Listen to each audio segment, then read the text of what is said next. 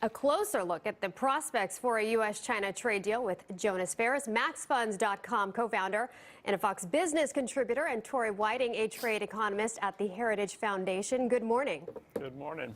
So first of all, I want to ask Tori, we had the advisors, a lot of them sounding very optimistic, but yesterday President Trump reiterating that he'd walk away from a deal if it wasn't favorable, like we saw with North Korea. What message is this sending to China? Should China be worried right now? Well, here's the thing. I think the president has made it very clear that he wants to get a good agreement with China, and that's why these talks are still going on. And you're going to see from USTR today that they are going to announce that the next tranche of tariffs are actually going to be delayed until further notice. So there's actually no deadline for this extension, and that's a good thing. That means that the president's committed to getting the best deal he can, and hopefully that also means that he's committed to eliminating the tariffs that have been imposed over the last year, too. Jonas, I want to get your take on this. What do you think about, are we going to get a market rally with these trade talks going on in Florida? Is this already kind of baked in, or will we see a major sell-off if nothing happens? I don't think we'll get a major sell-off. The market wasn't that weak because of this trade situation last year. It was more of an interest rate thing. It'll definitely help a little bit. You actually see the help mostly in Chinese stocks. You know, this is actually one of the things working to our advantage in this trade is their market was weak. Their economy's been pulling weak numbers now for a while. Ours is not. We just had a good GDP figure. That puts us in an advantageous position because we're stronger in a trade war. We can cause a recession over there faster than they could cause one over here. As far as the North Korea thing, that could be plus or minus. It looks like, well, we could just walk away from a deal. Sometimes it looks, the president likes to blame North Korea problems on China, so that could go either way as far as what can be the effect is here.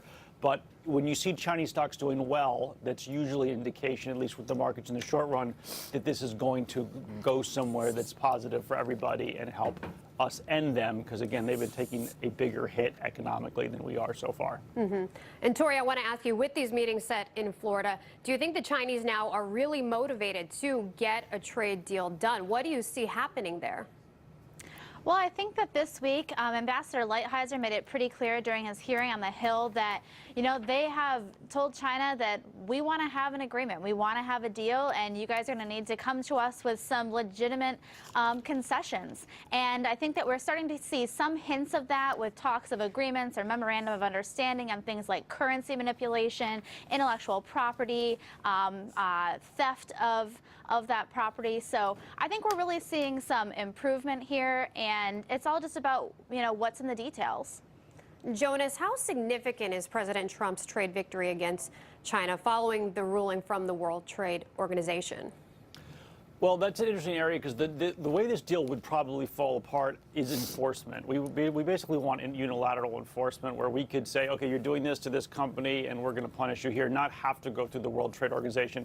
This news, which is actually positive because other people think it should all go through the WTO, I'm sure China would rather it go that way, was favorable in the recent ruling. This actually started before the Trump administration was, we were accusing them of supporting essentially their farmers more than you're allowed to support them, believe it or not, because you are allowed to do that with farmers. We do it here too.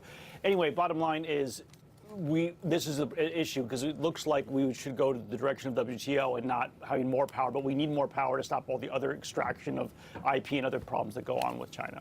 Yeah. All right. Thank you, Jonas, Tori, for joining us this morning. Thank you.